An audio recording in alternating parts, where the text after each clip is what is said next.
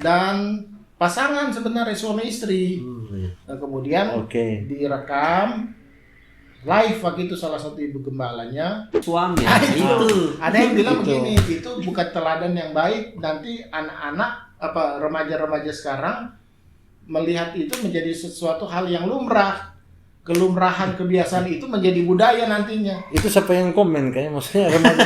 Justru remaja-remaja yang sekarang ini jauh lebih expert daripada pemain rebana dan sebagainya itu. Kadang-kadang kan ada gereja yang tidak mau ada pemain rebana kan, dan bilang kalau pemain rebana begini nanti ada laki-laki fokusnya lihat di perempuan rebana dan sebagainya.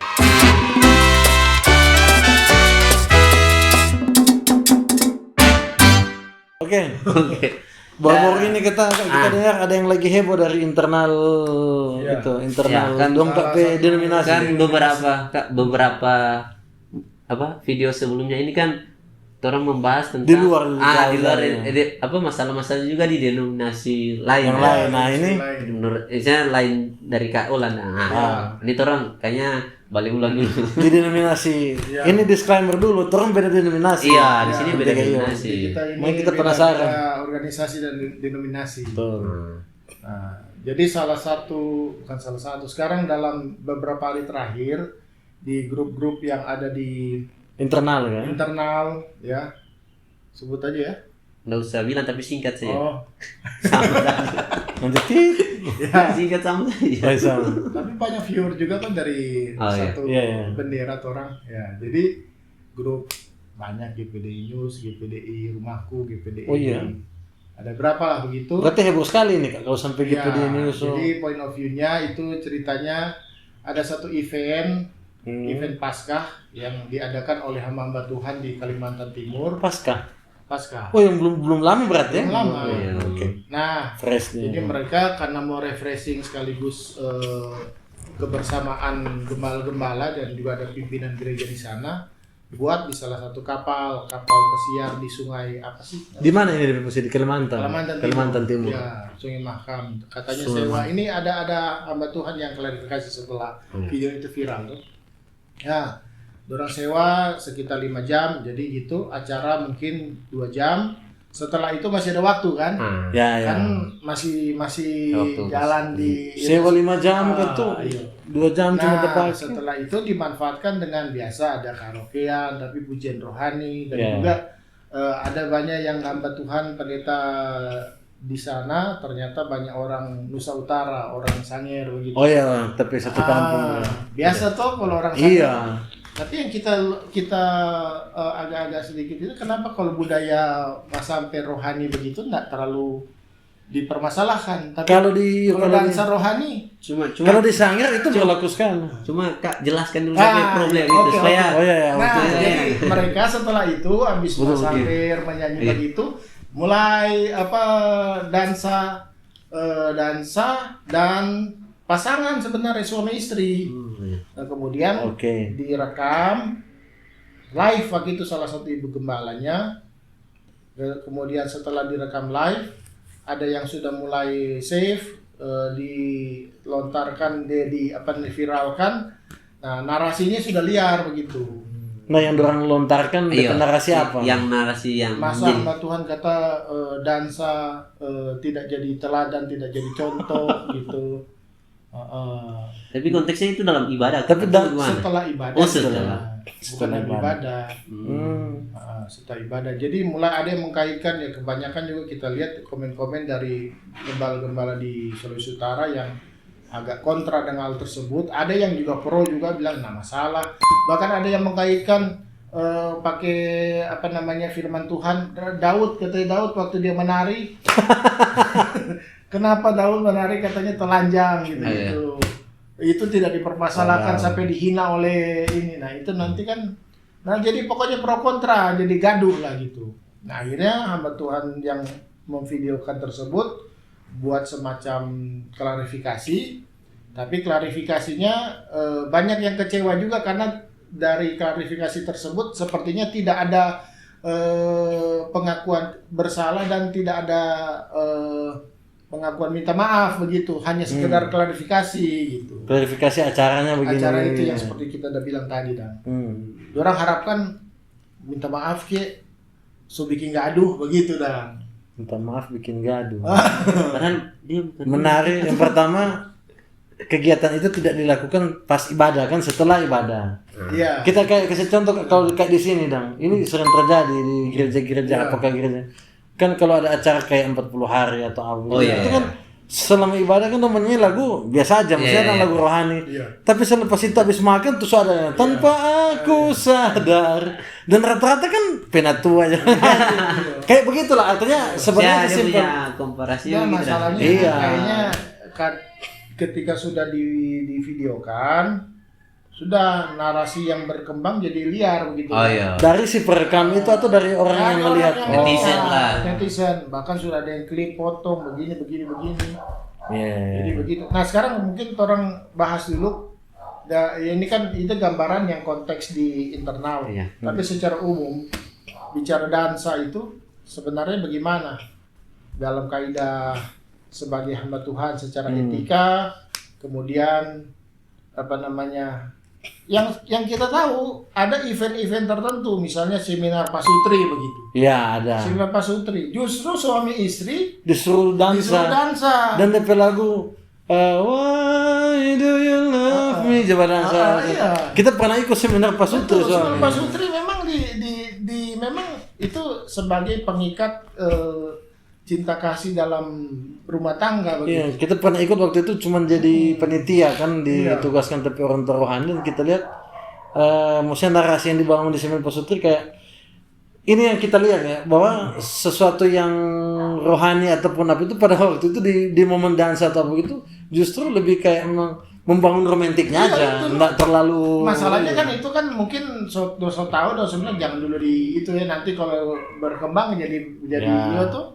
Nah ini mungkin karena euforia tuh, ini ibu gembalanya dia shooting, habis gitu dia rasa oh kita nih mau shooting, dia panggil DP suami, dia kasih orang lain, dia dansa dengan suaminya, gitu. Ya, ya, Oh, ya. itu videonya. Jadi sebenarnya kan nggak masalah kalau begitu. Suami istri Kecuali juga.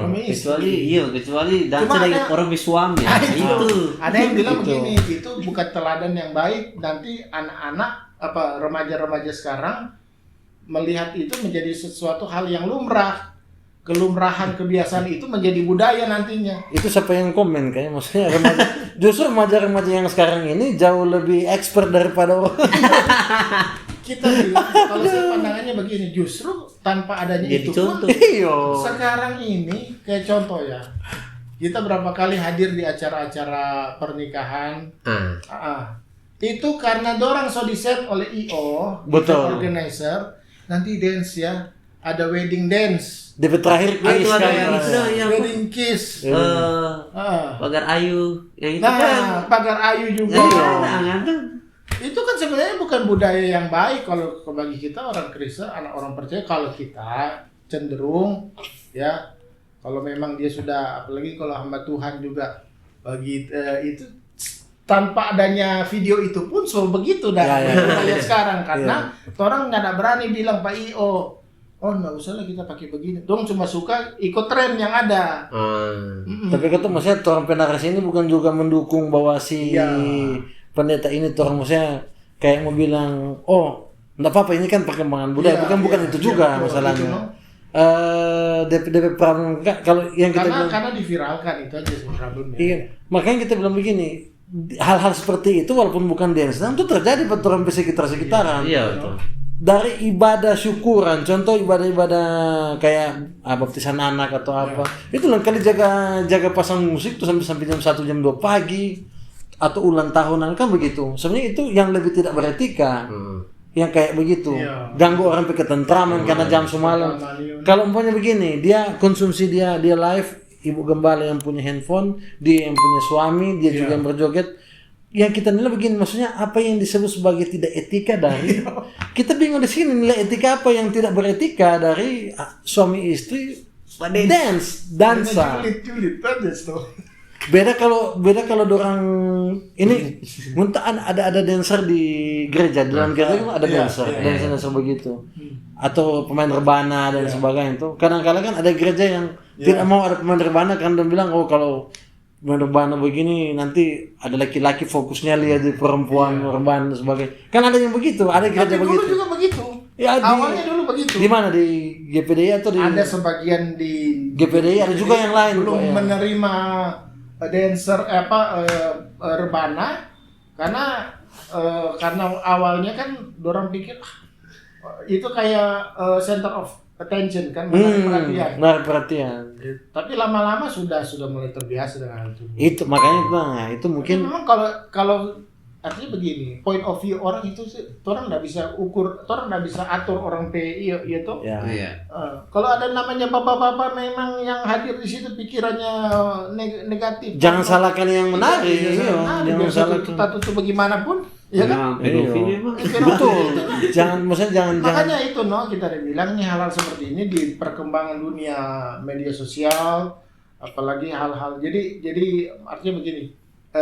Jadi pertama untuk kita yang sebagai orang yang banyak mungkin memberi pengaruh kepada orang lain, kita mungkin berpikir hati-hati kalau kita mau live atau memposting sesuatu satu. Yang kedua, bagi orang netizen GPDiers dan netizen Kristen dan sebagainya, ya orang jangan langsung melihat ini dari sisi negatif, ya selalu melihatnya dari sisi negatif. Ya orang lebih open minded lah gitu istilahnya. Lihat dulu ini konteksnya apa, ini seperti bagaimana, ya sudah, nggak usah terlalu dibikin gaduh. Itu yang bikin gaduh sebenarnya torang-torangnya juga gitu. mana lebih parah, pendeta Dance atau pendeta yang bilang Kristen progresif? Nah itu pun akhirnya di grup itu diperbandingkan seperti itu. Iya, jadi Pendeta Dance, Iya. ada yang bilang pendeta Dance, ada yang di satu sisi ini sudah lari-lari di internal dapur ini dan kenapa waktu acara tertentu musda mubes ada yang manipul dan apa? Oh Sudah ya. diperbandingkan di seperti itu. Jadi sudah gaduhnya sudah sampai sejauh itu. Artinya banyak orang yang mempertanyakan etika mana yang dilanggar kan begitu atau yang di mana yang tidak beretika. Karena memang etika masing-masing area dan tempat berbeda-beda. Ya. Bahkan kita sempat dengar ya, entah informasinya betul atau tidak, tapi kita rasa ada saksi. Jadi ada salah satu dulu sebagai calon mau berkontestasi di pilkada, dia ada semacam tim lah. Kalau di internal bilangnya tim doa. Oh ya. Bidang ini. Tapi tim doa itu ternyata ada salah satu event dalam tim doa itu. Jadi semacam ini bapak-bapak gembala, ibu-ibu rohani latihan katrili supaya mau ditampilkan katanya di Israel kan di mana. Cuma waktu itu nggak sempat diviralkan aja. Cuma ada orang yang tahu akhirnya jadi syak juga tuh begitu. Bapak-bapak ibu itu. Kan itu kan praktek-praktek begini sebenarnya ada juga seperti Bro Andre bilang tadi habis acara. Tapi ya memang kalau orang dengar langsung juga ya nggak bagus juga sih. Tapi di satu sisi bukan berarti orang mendukung bahwa itu melumrahkan hal itu terjadi. Cuma artinya jangan terlalu gaduh lah gitu kalau bagi kita sih. Jangan terlalu judgement, terlalu dolong begitu. Itu. Jangan ya. Tapi memang sudah biasa kan maksudnya. Bahkan itu kasusnya sekarang sudah jadi baku bagi di ujaran kebencian itu.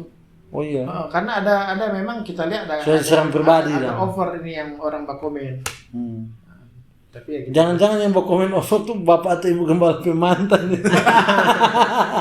Iya, oh ada kesempatan. Nah sekarang ini kita jadi berkembang bicara postingan. Postingan, apakah seorang pasangan begitu suami istri hamba Tuhan ketika dia posting kemesraan dalam keluarganya di media sosial mengganggu tidak bagi orang lain? Nah masalah kan sebenarnya. Nah kita kan ada hamba Tuhan yang kita role model. Kalau kita sendiri sebenarnya begini. Kalau kita sendiri memang bukan karena masalah hamba Tuhan atau etika Tuhan, kita sendiri memang tidak romantis. Jadi ada kita malas. Jadi terlalu suka kalau kita. Cuman ada hamba Tuhan ini kita pe panutan ini, dia bilang Pastor Christopher Tapiheru. Oh iya. Ah, Oh, gitu. Pastor Christopher itu terang kan batamang di WA, di story kan dia lewat. Itu waktu dia pe anniversary dengan DP istri, dia posting DP foto dan DP istri ciuman, taruh di Instagram, mengajarkan bagaimana true love dalam pernikahan begitu dan. Maksudnya bukan cuma sekedar posting tapi dia mengedukasi bahwa hal ini cuma bisa dilakukan oleh pasangan suami istri. Walaupun hamba Tuhan kan, dong punya private. Yang jadi masalah orang yang berpikir liar tentang postingan itu kan, itu yang seringkali terjadi. Iya. Nah kita salut sekali dengan Bapak Pendeta yang sekolah di Reform. Bahkan kita pernah ada satu event, bukan event pasutri, memang ibadah biasa.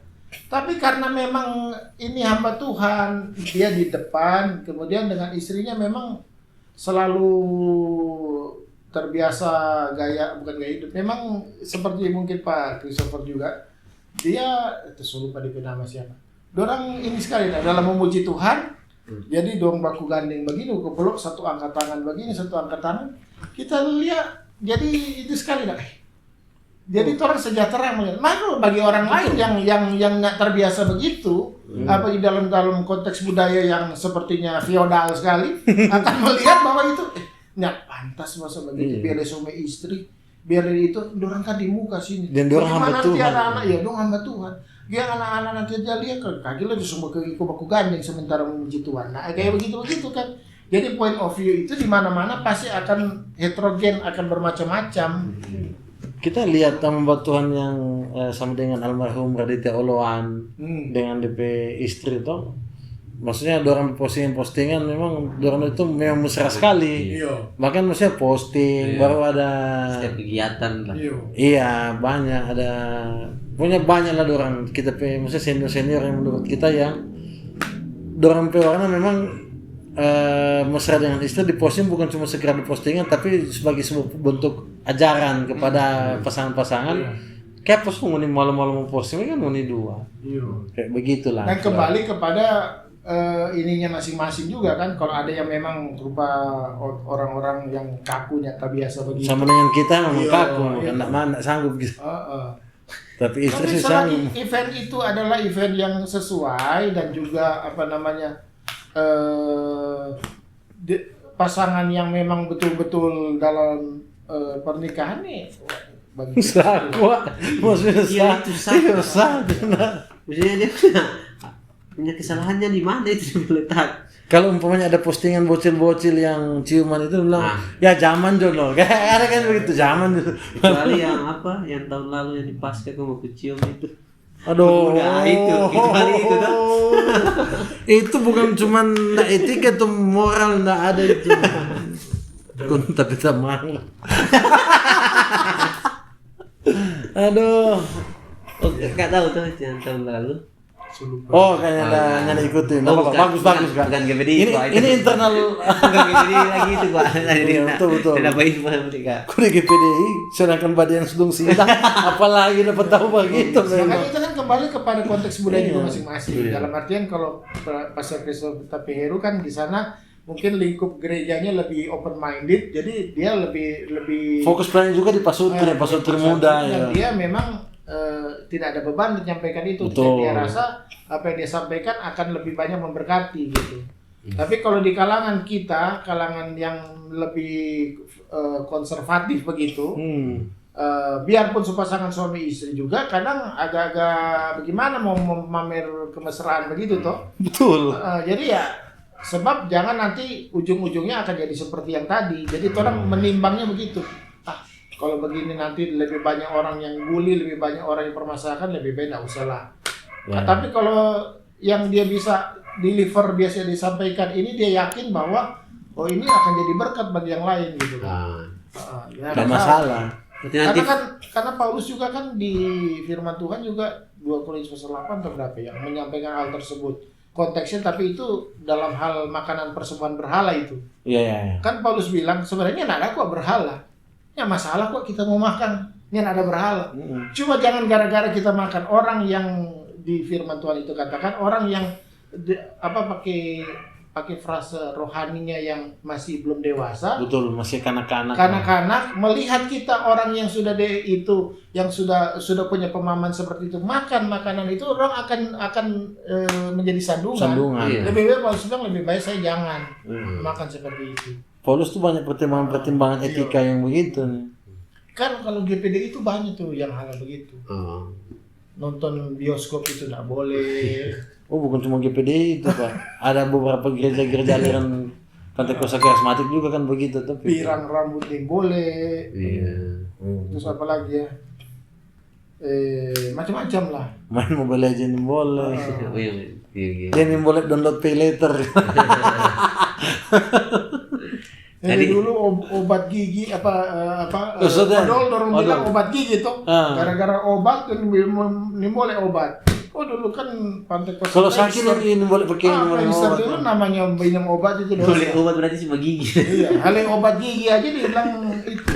Tapi makin berkembangnya berjalannya waktu akhirnya kan sudah mulai ini. Terus apa yang tahu obat itu kan pasta gigi. Iya. Obat gigi. Makanya orang jadi tidak terima kayak karena ada diksi obat. Sekarang kan sudah berkembang ke hal fashion kayak tato ataupun yang lain, tindik atau gimana ya kan? Iya. Sulam alis dah enggak? Sama itu sama itu tuh dia. Nah, banyak GPD sulam alis tuh. Makanya itu yang bahkan ada yang jadi review usaha sekarang. Iya, sulam alis. Makanya kan apa namanya? Sulam alis satu tampal yang usaha tato. Iya. Makanya kan dilema seorang pemimpin itu, leader apalagi gembala dalam hal ini, yang kita tapi anak rohani, ini. Dia profesi tukang tato. Iya. Dari profesi itu sebelum kita memang mentoring dia. Jadi memang kadang-kala begini orang butuh waktu yang panjang untuk bikin dan menunggu bahwa orang bisa sadar sendiri kan. Kalau bagi kita begitu. Ini lagi statementnya Pastor Christopher Tapihero ini. Dia waktu satu kali orang di ibadah ada yang tanya begini, dia live langsung tanya begini. Pastor, bagaimana dengan orang yang contoh orang yang rusak kayak bertato, minum baru kemudian yang konteks kayak pernikahan tuh yang colo di luar nikah. Ada gereja kan yang nak mau berkati. Begitu dong. Kalau tanya Pastor Christoph. Nah, kalau pastor bagaimana? Apakah pastor berkati? Kita suka sekali DP kata-kata. Dia bilang begini, saya akan berkati. Setelah saya berkati dengan satu catatan, mereka mau dimuridkan. Setelah kalau mereka sudah diberkati kemudian tidak dimuridkan, itu kesalahan kita. Dia bilang kita sama dengan membangun penjahat-penjahat yang baru. Tapi kalau kita muridkan, mereka akan mengerti kesalahan mereka di mana, tidak akan mengulangi itu, kemudian mengedukasi orang lain, anaknya akan dijaga kayak begitulah. Sebenarnya kan dia poin kan ada di situ tuh. Persoalannya itu kita setuju. Cuma persoalannya banyak dari kita ketika hendak bertindak dalam artian memahami kondisi dan situasi yang terjadi, tapi tetap ada ketentuan dari board, dari organisasi, dari atas kita. Itu kadang terbentur di situ. Ketika kita melakukan misalnya dengan tujuan seperti Pak Sultan lakukan tadi lah, baik misalnya, tetapi orang akan menilainya bukan di situ. Kamu tidak dengar-dengaran karena ketentuan dari atas bilang begini. Jadi tapi kita begini. Oh, enggak ada alasan. Karena so berbeda dengan kami. Berarti karena perlu ditindaki kalau dalam satu itu. Memang dalam proses gereja kan ada gereja organik, ada gereja organisasi toh. Memang yang paling problem kalau masuk di gereja organisasi ini. DP organik aman-aman tapi memang DP organisasi yang jadi banyak juga yang kasihan kayak kemarin juga sharing ya, ada satu keluarga lah. Keluarga ini ya sesuatu dan hal mereka pisah, yang di sana juga sudah ada pasangan, sudah ada anak, tapi tidak bisa diberkati. Karena kondisi situasi seperti itu. Yang sebelah sini juga masing-masing sudah tidak mau kembali karena ya masalah lah itu. Kalau ikut ketentuan, ini topik lain sebenarnya, tapi bagus lah. Kalau itu ketentuan firman Tuhan kan yang bilang tidak ada perceraian, ya memang nggak boleh gimana-gimana. Cuma kasihan kondisinya sekarang, mereka sudah punya anak, sini juga sudah anak. anak-anaknya kan tahu yang dope orang tua adalah yang ini. Iya. Iya. Nah kalau dong suruh balik, kok anak-anaknya bilang bagaimana dong? Siapa yang pertimbangan ini memang kita pemikiran di luar dari konteks ini dong ketentuan. Memang panjang sih kalau masalah perceraian. Tapi itu memang sangkut paut dengan yang kita bilang tadi, Kak. Memang pemimpin itu, gembala itu memang itu beban besar sekali yang mau mendidik kita. Apalagi kalau ada tekanan dari organisasi dan sebagainya. Bentrok gitu. Tapi itulah maksudnya. DP poin kayak tadi, apapun itu sama dengan pendeta yang berjoget ini kan, kira-kira kok ini cuma satu kasus dari berbagai kasus masalah persoalan-persoalan etis di dalam dalam gereja lah. Iya, itu etis juga kan banyak itu. Iya. Buat takutnya nanti pendeta-pendeta berikut dari sekarang ini terus ada di ibadah tuh ada sesuatu kegiatan tuh mau memuji atau mau joget itu sadar kamera dulu adanya ada ini jadi begitu dah. Persoalan etis di dalam hal lingkup rohaniwan, penggembalaan rohaniwan dan juga hamba Tuhan itu banyak. Kayak misalnya hamba Tuhan sudah ditinggal mati oleh pasangan. Berapa lama dia baru menikah kembali? Ini curhat sedikit. Nah, itu kan persoalan etis juga. Iya, walaupun memang sebenarnya karena ini DP istilah kalau di Alkitab dengan tradisi Kristen kuno kan kalau seorang suami sudah ditinggalkan DP istri lebih dari 40 hari. 40 hari atau masuk di masa 2 bulan sudah diizinkan menikah lagi. Sebenarnya begitu kayaknya DP itu. Ya, itu sobra.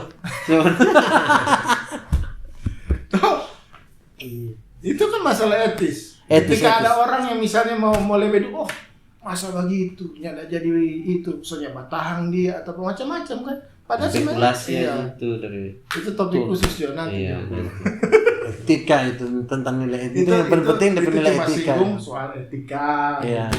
Cuma itu masalah yang tadi joget itu maksudnya yang tadi dalam persoalan yang pendeta yang di Kalimantan. Maksudnya itu bagaimana maksudnya dia punya konklusi begitu dah ke depan ini? Konklusinya kalau saya lihat sekarang dikasih reda begitu aja sih sebenarnya. Kayak apa kayak tindak lanjut dari itu orang kayak apalagi kayak Kak Olan atau Bro Andre pendeta tuh maksudnya apakah lebih banyak mesti mengedukasi juga kepada jemaat-jemaat atau apa tentang nih sosial media atau gimana? Memang gitu.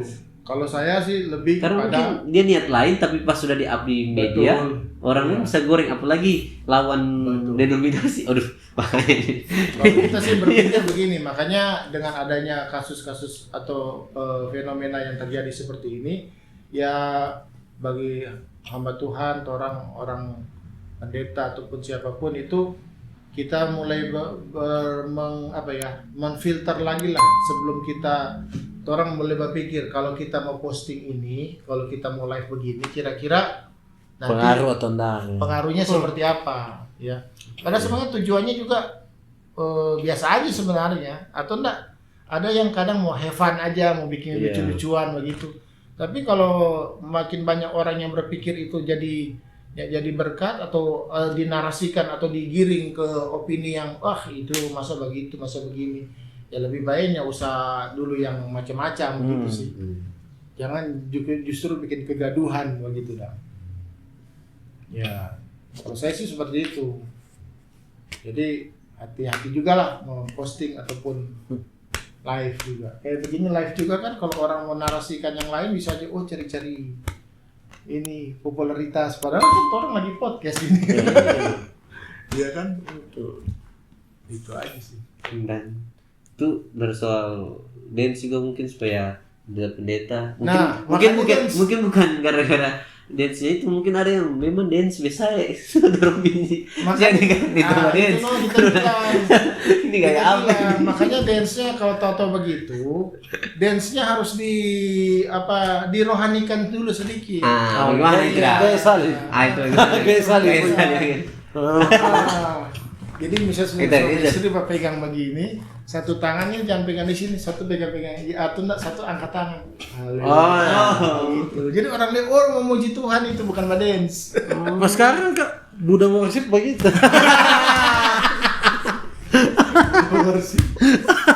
Iya, Kak Sonia belum pernah. Coba share. Oh, ada Kak belum lihat. Oh, boleh orang bahas nanti. Iya, betul. Orang akan bahas itu. Dorong lebih karismatik ya. Ada dompet prison worship lagi. Ada. Oh, ada. Banyak koleksi nih, Pak. Nanti kita kirim. Ada lagi. Ada. Nanti kita kirim Pak. Dompet bahasa roh tekstual itu apa? Dompet kita dan menyembah. Menyembah. Buddha I love you. Kayak begitulah dorong ini begitu sampai mirip no? Iya. Itu kalau yang video tadi orang bisa potong terus giring opini. Oh, enggak apa-apa kalau kita. Kalau kita lebih suka silakan potong. Kalau kita silakan potong, jangan ambil bekawan. Iya. Ya mungkin itu saja. Misalnya jadi pembelajaran juga buat jemaat. Dan buat hamba Tuhan juga. Pelajaran penting. Kalau mau posting sesuatu lebih bijaksana lah. Pakai tuh hikmat ya. Orang tua bilang pakai hikmat. Berhikmat untuk karena memang kan Gilbert aja sekarang kan banyak klarifikasi di podcast. Atau kalau memang suka memang orangnya istilahnya apa sih sekarang banci tampil. Yang suka begitu bikin second account. Supaya yang akun keduanya jangan orang-orang rohani, orang-orang di luar lain itu pertemanan. Jadi dia ada DP sifat yang lain keluar. Tapi apa? 1 tahun jadi terus chemistry bagus, tapi semua. Nah, Andre. Nah, cuma saya supaya dia di podcast ini terlihat di ujung berbobot tuh. Mau kasih tahu antara hamba Tuhan dan orang-orang yang di luar sana. Sebenarnya kalau kayak orang di dunia, contoh dunia industri stand up comedy kan. Karena ini kita ambil contoh yang dekat. Karena kalau ada komik yang kalau nggak lucu mempersalahkan penonton. Kayak begitulah. Iya, betul. Jadi memang orang harus pikirkan nilai-nilai etis yang jangan sampai orang menyalahkan netizen juga. Dalam hal ini, maksudnya orang kan melihat itu. Nah, yang dari pendeta juga kalau menurut kita di sini kalaupun membuli stay strong. Karena memang ini mesti kuat tuh pendeta. Ini boleh maksudnya dan boleh langsung drop, apalagi kan ibu gembala kan kalau dia begitu jangan terlalu drop. Jangan juga lagi. Dan juga ya itu karena power of netizen. Ya apapun meskipun orang punya alibi, orang punya pembenaran diri yang orang lakukan ini sebenarnya dalam kaidah-kaidah tertentu, tidak ada salahnya mengawali dengan karena so bikin gaduh ya mohon maaf gitu aja. Itu aja. Mungkin yang dorang nantikan itu dong yang dengar semua pembenaran diri. Mohon maaf aja karena so bikin gaduh itu aja tuh kan jangan nanti ketika ketika menyampaikan klarifikasi bilang aja begitu, nanti kalau personal baru kita jelaskan atau misalnya dipanggil organisasi baru jelaskan, tapi kalau di media sosial sudah bilang aja maaf karena postingan kami mungkin jadi banyak yang berasumsi kemudian heboh begitu tuh gaduh. Itu mungkin yang mereka harapkan seperti itu, tapi karena pendeta yang bersangkutan terkesan terlalu banyak membela diri, akhirnya berkembang terus itu cerita. Contoh itu pemain timnas Marcelino negara lucu apa hujat. Dia balas-balas lebih berkembang, pas sudah diam itu sudah aman. Kadang-kadang begitu. Itu selalu begitu kan, bukan di gereja, bukan di umum juga ya.